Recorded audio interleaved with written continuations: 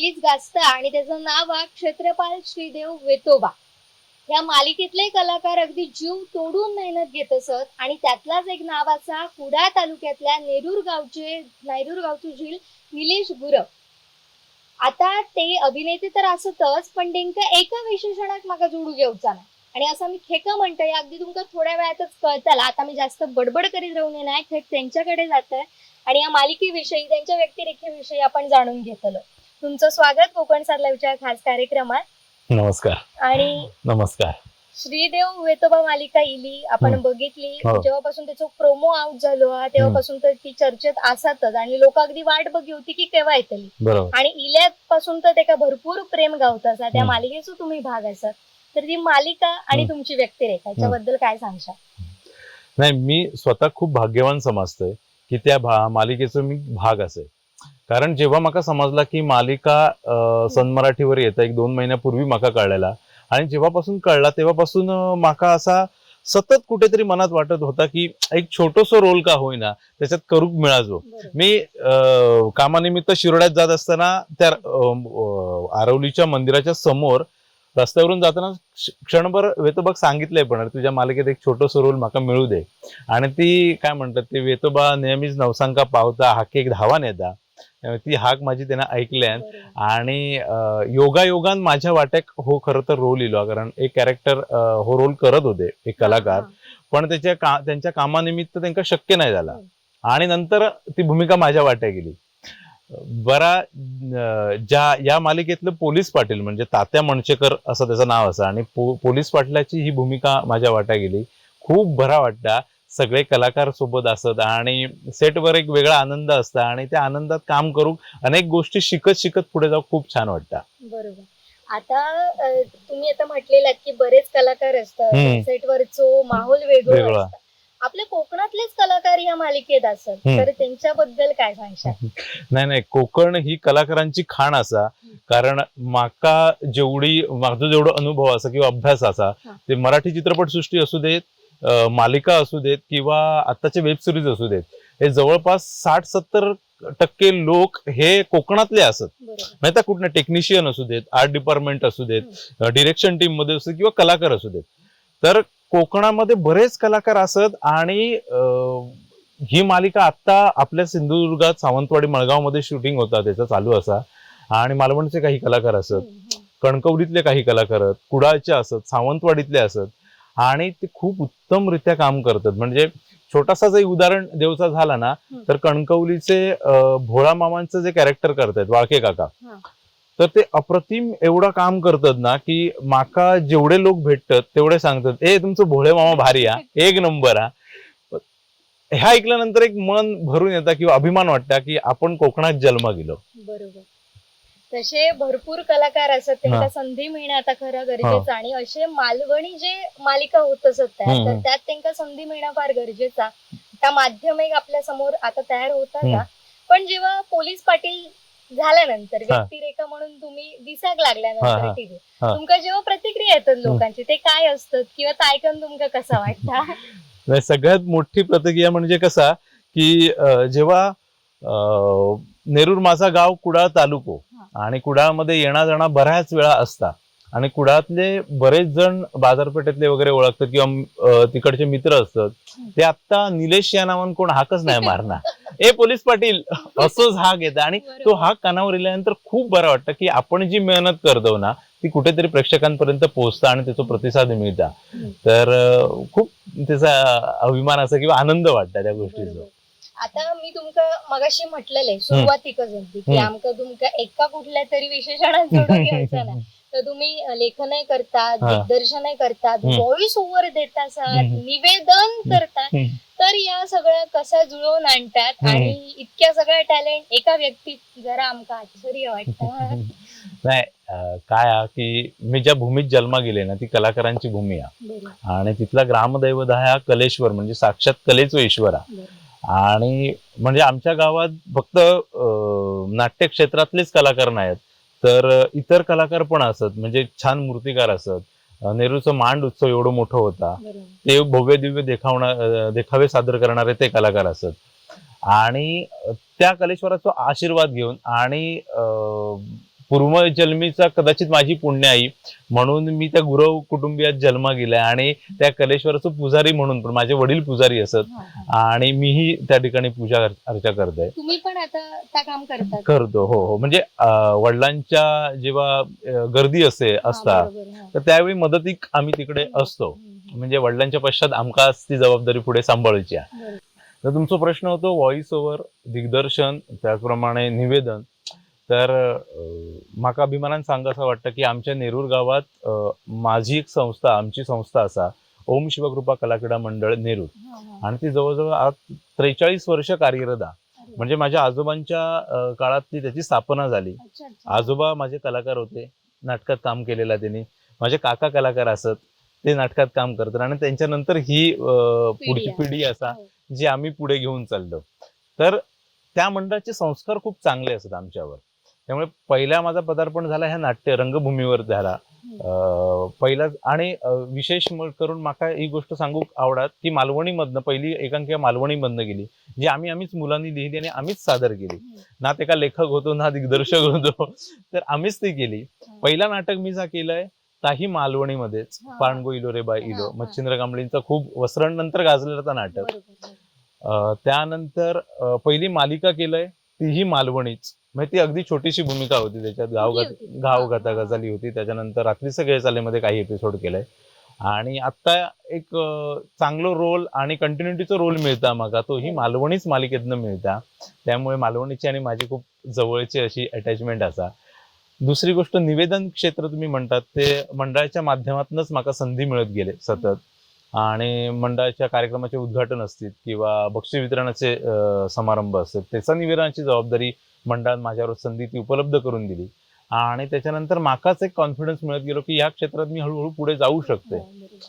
तर ती गोष्ट इतर लोकांनी पण ऑब्झर्वेशन केल्याने आणि नंतर माका बऱ्याच जणांनी सांगितले की आमच्याकडे कार्यक्रम येशी का, तर मी सहज जाऊन कार्यक्रम करून यायचो. नंतर तो कॉन्फिडन्स निर्माण झालो आणि आता देवाच्या कृपेन, कलेश्वराच्या, गणपती बाप्पाच्या कृपेन मोठ्या मोठ्या स्टेजवर जाऊ मिळता, मोठ्या लोकांसोबत अँकरिंग करणं किंवा त्यांच्याबरोबर सहवास तो मिळता, ही खूप आनंदाची गोष्ट आहे. अशी निवेदनातली कुठली आठवण आहे जी तुमच्या कायम लक्षात राहतली की तुम्ही तो मुवमेंट होतो तो खूप खास होतो, असं कुठलं क्षण होतं तो निवेदनाचं? आतापर्यंत मंडळाच्या माध्यमातून मगाशी म्हटले तसं बक्षीस वितरण आणि उद्घाटन सोहळे एवढीच निवेदन करत होतं. पण एक जवळपास 3-4 वर्षापूर्वी ना कुडाळमध्ये गवळदेव महोत्सव झालो. खूप मोठ्या प्रमाणात तो महोत्सव अरेंज गेलेलो आणि बंड्या जोशी म्हणजे निलेश जोशी जे असत तर त्यांनी माका ती संधी उपलब्ध करून दिली. खऱ्यात माका म्हणाले होते की एकाच दिवसासाठी तुझं निवेदन अपेक्षित आहे, पहिल्याच दिवशी उद्घाटनाच्या दिवशी. आणि उद्घाटनाच्या दिवशी मी केलंय आणि त्या निवेदन ऐकल्यानंतर पुढचे सलग 4 दिवस माझ्यावरच ती जबाबदारी मिळाली. आणि ती संधी माझ्यासाठी एवढी सुंदर ठरली की त्या स्टेजवरनं बऱ्याच लोकांपर्यंत मी पोहोचले. कारण त्या ठिकाणी येणारा जो क्राऊड होतो तो जवळपासच्या पंचक्रोशी मधलं होतो. तर त्यामुळे बऱ्याच लोकांपर्यंत पोहोचले आणि इतर गावांमध्ये पण कार्यक्रम असल्यानंतर बाबा एक चला निवेदन कोणाचं, निलेश गुरव असं. आता आमका एक कळलेलं असा की अभिनयाची सुरुवात ही पिढ्यानपिढ्या चालू आहे. म्हणजे घरातच तुमच्या कलाकार होते, आजोबांपासून सुरू झालेली परंपरा तुम्ही अजूनही पुढे घेऊन जाता. पण व्हॉइस ओव्हर आपण म्हणतो, जे का व्हिओ म्हणतो, तो सुद्धा तुम्ही देतात, त्याच्यात सुद्धा तुमचं काम सुरू असतं. त्याबद्दल अजून मला माहिती हवी. नाही, नक्कीच. मी मगाशी म्हटलंय तसा पहिला नाटक, त्याच्यानंतर निवेदन. आणि निवेदन करताना मी एक चांगला आवाज देऊ शकतोय ह्या माझ्या लक्षात दिला किंवा इतर बऱ्याच लोकांनी मला सांगितलं अरे तुझा आवाज छान आहे. निवेदनात जो आवाज अपेक्षित असता तो तुझ्याकडे व्हॉइस क्वालिटी आहे, अर्थात ही ईश्वराची देणगी आहे. तर महाडमध्ये जो पूर इलेलो आणि सावित्री नदीवरचा पूल वाहून गेलेला, तर व्हॉट्सअपवर एक कविता येलेली. ती कविता मी जस्ट मोबाईलवर सहज रेकॉर्ड केलंय आणि मित्राक पाठवलंय. त्या मित्रांनी छान त्याच्यावरचे तिकडचे आणि त्याच्यात छान वर्णन होता. म्हणजे तिथल्या लोकांचे झालेले हाल किंवा व्यक्ती मृत झालेले, तिथली जी वातावरण होता त्याच्यावरती संपूर्ण कविता होती. आणि त्याच्यावर छान त्यांनी तिथल्या काही फोटोग्राफ्स वगैरे लावून असे, आणि बऱ्याच लोकांनी ती आवडली. ते म्हणाले अरे तुझं व्हॉइस खूप छान असा, तर तू या गोष्टीत पण प्रयत्न कर. मग त्याच्यानंतर एक शॉर्ट फिल्म होती, त्याचं व्हॉइस ओव्हर मी दिलंय. आणि नंतर एक कॉन्फिडन्स निर्माण झालो म्हाका की अरे यार मी ह्या करू शकतोय. तर मग हळूहळू एक एक एक एक गोष्टी ऑटोमॅटिक माझ्याकडे येऊ लागले आणि मी त्यानंतर मग जसे संधी मिळत गेले तसं तसे एक एक एक एक गोष्ट करत गेले. बरोबर. आणि आमका आता ऐकताना सुद्धा खूप भारी वाटतं. म्हणजे जसं तुम्ही तुमच्या आवाजातनं असं वाटतं की आम्ही त्या ठिकाणी असू बाबा. तुम्ही जसं सांगता तसं आमका त्या कळत जातं. खूप छान वाटतं. पण या करत असताना आपल्याकडे व्हॉइस ओव्हर साठी काही झाला शिकाचा झाला म्हटलं पुणे गाठा मुंबई गाठा त्याच्याशिवाय पर्याय नाही. मग त्यासाठी तुम्ही सिंधुदुर्गातल्या मुलांसाठी विशेष करून असं काय करूच्या तुमचे प्लॅन असत काय भविष्यात? नाही, आणि व्हॉइस ओव्हर ही खूप छान कला आणि खूप चांगलं स्कोप आहे का. अर्थात त्याच्यासाठी वाचन खूप असणं आवश्यक आहे, आजूबाजूच्या घडामोडींची माहिती असणं आवश्यक आहे. त्या दृष्टिकोनातून आवाजाची जी आपली क्वालिटी आहे तो बेस निर्माण करणं खूप गरजेचं आहे. त्याच्यासाठी काही ऍक्टिव्हिटीज ते पण करणं खूप गरजेचं आहे. अर्थात एक छोटीशी गोष्ट म्हणजे ओंकार लावणं. सकाळच्या उठल्या उठल्या जर पहाटे आपण जर ओंकार लावलो तर आवाजाचा बेस एक क्वालिटी व्यवस्थित चांगली निर्माण होता. त्यानंतर शब्दोच्चार स्पष्ट येणं हे पण खूप गरजेचं आहे की जर आपण हिंदू संस्कृतीत वाढणारी आपण मुलं असो, जर मंत्र पठन केला म्हणजे जरी आपण अथर्व शीर्ष व्यवस्थित म्हटला तरी शब्दोच्चार खूप छान होतात. तर याकडे खूप गोष्टी मुलांनी लक्ष देणं खूप गरजेचं आहे. आणि बघू भविष्यात जर संधी मिळाली किंवा ते योग जर जुळून येलो तर दरवर्षी माझं असं मानस आहे की आवाज कार्यशाळा इकडे आपण घ्यायची सिंधुदुर्गात. भले ती 3 दिवसाची असेल किंवा 4 दिवसाची असतात पण ती घ्यायची असं एक डोक्यात विचार आहे. पण कलेश्वराक आणि गजानना काळजी. नक्कीच आपण स्वप्न लवकरच पूर्ण होईल. आणि असं म्हणतात की तुमका आवड असतात तर सवड गावता. पण तुमचे इतके सगळे गोष्टी इतके सगळे ऍक्टिव्हिटी सुरू आहेत खसून आणतात ही सवड. अगदी बरोबर आहे की जर आवड असली तर त्याच्यासाठी सवड ही काढूचीच लागते.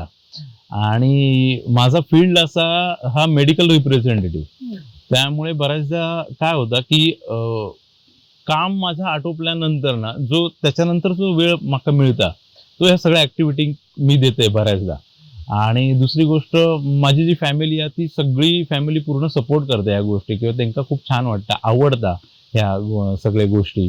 त्याच्यामुळे कसं होतं. आणि मित्रपरिवार पण, मित्रपरिवार असा की एखादी छोटी गोष्ट जरी केली ना तरी लगेच येऊन कौतुक करतं किंवा पाठीवर शाबासकी देतात. आणि आपल्या माणसाचा हात जर पाठीवर पडलो ना तर तो काय म्हणतात 10 त्यांचा बळ निर्माण करून देतात. तर त्यामुळे काम त्याच्यासोबत हे सगळ्या ऍक्टिव्हिटी सांभाळून ही तारेवरची थोडक्यात कसरत करत करत करत पुढे चाललंय.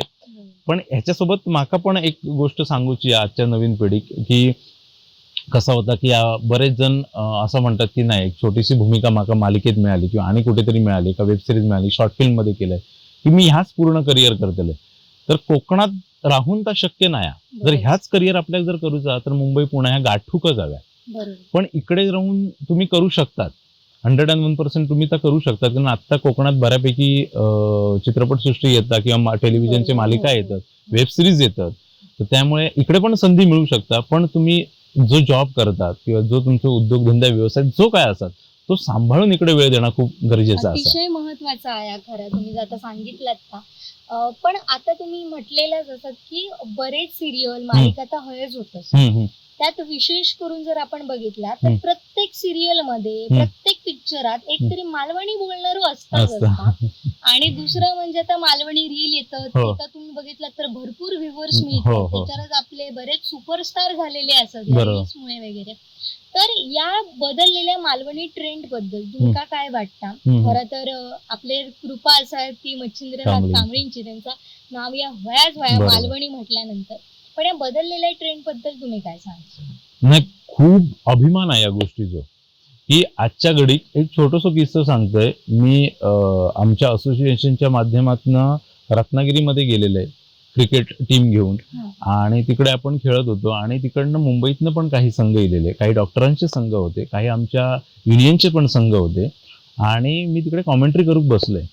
पण मुंबईतनं जे इलेले त्याच्यात नागपूरचे पण काही खेळाडू होते, काही विदर्भातले पण होते आणि इतर जिल्ह्यातले पण काही खेळाडू होते. पण जेव्हा मी त्यांना समजला की हो सिंधुदुर्गातलं हो मालवणी पोरगो तर त्यांनी मला सांगितलं की मालवणीतनं कॉमेंट्री कर. आणि मी पहिल्यांदा त्याच्या अगोदर कधीच करूंक ना ते पहिल्यांदा मालवणीतनं केलंय आणि म्हाका अभिमान असा की म्हाका 200 रुपये बक्षीसही मिळालेला. खूप मस्त. तर त्यामुळे खूप आनंद होता की प्रत्येक चित्रपट असतात एक तरी कॅरेक्टर मालवणी, हो मालिका असतात एक तरी कॅरेक्टर मालवणी. आता मालिकाच संपूर्ण मालवणी निघता हो. ही त्याहून आनंदाची गोष्ट आहे. हो. वेब सिरीज पण तसाच आहे. आणि अर्थात आपल्या मालवणी नटसम्राटांचे खूप मोठे हात आमच्यावर वरद असता असा की त्यांनी हो झेंडू अगदी 7 समुद्र पार नेल्यानी मच्छिंद्र कांबळींनी बाबूजींनी वस्त्रांच्या माध्यमातून. आणि त्या नाटकातही भूमिका मला करूक मिळाली. गोप्याची भूमिका मी केलेली आहे. हा तर आणि तो पण एक छान वेगळं योगायोग होतो. पण माका अभिमान असा की तुम्ही भेटलात का हो हो हो हो हो ते काय आठवणी आहे? नाही बाबूजींका भेटले म्हणजे अगदी समोरासमोर माझी भेट होक नाही. कुडाळमध्ये भाऊजींची खानावळा खूप फेमस आहे. आणि माका आठवता म्हणजे मी जवळजवळ 2 वेळा तिथे बघितले त्यांना. आणि त्यांना बघण्यासाठी मी त्या गेटकडे जाऊन बऱ्याच वेळा थांबय की ते जेवीत असतात. मी लांबून फक्त बघी असं 2 वेळा झाला. कारण ते कुठेही सिंधुदुर्गात असले इकडच्या बाजूक जर येणं जाणं असत तर तिकडे थांबत नाबरवाडीमध्ये भाऊजींच्या खानावळीत जेवीत आणि पुढे जाय.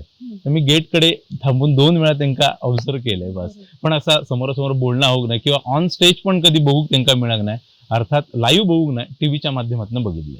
मालवणी ट्रेन बद्दल आपण बोलू हो. थोडस विषय इकडे. मालवणी ट्रेन हो खूप छान आहे की आता मुंबईत गेलो तरी आपण चाकरमानी असायचे ते मालवणी बोलताना खूप असं त्यांना ऑकवर्ड वाटायचं की मालवणी कसा बोलायचा. पण हे आत्ता वेब सिरीज निघतात रील्स निघतात त्याच्यामुळे मालवणी बिनधास्त बोलला जाता. दुसरी गोष्ट आम्ही आत्ता मागच्याच एप्रिलमध्ये बाबूजींचं जेव्हा जन्मदिवस होतो 4 एप्रिलला ते या वर्षीपासनं रील्स मालवणीच्या माध्यमातून मालवणी अवॉर्ड शो सुरू केला. ते काही निवेदनाची सुरुवात माझ्या माध्यमातूनच झालेली. आणि मालवणी ह्याच्यासाठी तुका पण तिकडे पुरस्कार मिळालेलो वार्ताहर म्हणून. तर तो एक आम्ही सुरू केला दरवर्षी हो सुरू करूचा असा. आणि मालवणीमध्ये ज्यांचा ज्यांचा कार्य असा त्यांका तो अवॉर्ड देऊन सन्मान त्यांचा होणं खूप गरजेचा. तर त्या दृष्टिकोनातून प्रयत्न सुरू असत. आता शेवटचा एकदम प्रश्न पुढे आमका तुमच्याकडनं काय नवीन बघू गावताला? नाही कला क्षेत्रात तर कंटिन्यू कार्यरत जसं वेळ मिळत तारेवरची प्रोजेक्ट काय ड्रीम प्रोजेक्ट माझो नाही तो माझ्या एका मित्राचा ज्याच्यासोबत मी जवळपास 11 वर्ष काढले. मी आता जो काही उभं असेल तो त्याच्यामुळे असेल की त्यांनी जर हात पकडून माका घेऊन गेलो नसतो तर आज कदाचित निलेश गुरु या ठिकाणी दिसलो नसतो. आणि माझं दुर्दैव असा की आज तो माझ्यासोबत नाही. तर कोविडच्या काळात तो गेलो आमचा सोडून. पण त्याचं स्वप्न होतं निलेश तू आणि मी मिळून एक छान कलाकृती करायची नाटकाच्या माध्यमातून. नावही ठरलेला SN प्रोडक्शन. शेखर त्याचं नाव माझं नाव निलेश SN प्रोडक्शन असं नावही ठरलेला. तर येणाऱ्या काळात त्याचं स्वप्न करायची मी प्रयत्न करीन की SN प्रोडक्शनच्या बॅनर खाली एक तरी छान कलाकृती जी लोकांना भरपूर आवडतली अशी माका एक करूची असा. बघू परमेश्वराक काळजी त्या वेतोभाग काळजी. बरोबर. आणि माका असं वाटतं तेही तुमका खैना तरी बघत असतले आणि तुमचा जो प्रवास आहे तो बघून त्यांना आनंद होत असतो. त्यामुळे त्यांची शुभेच्छा त्यांचे आशीर्वाद तुमच्या सोबत असतले. आणि ती खूप मोठी ताकद आहे. तुम्ही आमका वेळ दिलात आमच्याशी संवाद साधलात आणि खूप छान मस्त पैकी बोललात त्याबद्दल तुमचेही खूप खूप आभार. Thank you so much. तुम्ही पण माका बोलवलात आणि व्यक्त होण्यासाठी संधी दिलात. आणि तुमचं चॅनल नेहमी मी बघतोय आणि स्पेशली कौतुक तुझा माका खूप वाटतं की खूप लहान वयात छान पद्धतीने तू अचिव्हमेंट मिळवलं. आणि स्पेशली तुझा मालवणी ऐकण्यासाठी बरेच लोक बघतात. मीच बघतोय ही गोष्ट वेगळी आहे पण तुझा मालवणी ऐकण्यासाठी बरेच लोक हो चॅनल बघतात. त्यामुळे तुझाही खूप अभिनंदन आणि शुभेच्छा तुला. धन्यवाद. तुमका सगळ्यांका बघूनच प्रयत्न करताय माझ्याकडनं चांगल्या गोष्टी होऊसाठी. तर हे होते अभिनेते निलेश गुरव. सध्या त्यांची वेतोबा मालिकेतली पोलीस पाटील ही भूमिका सध्या गाजता आणि ते आपले बघूक गावतात. आणि त्यांचे भविष्यातले जे काही प्लॅन असतात ते सुद्धा आमका सांगितले आणि ते सुद्धा आपण वापर करून घेऊया आणि अशाच पद्धतीने पुढे जाऊया. आता हयच थांबतो. कॅमेरामन प्रसाद कदमसह जुईली पांगम, कोकणसाद लाईव्ह, सावंतवाडी.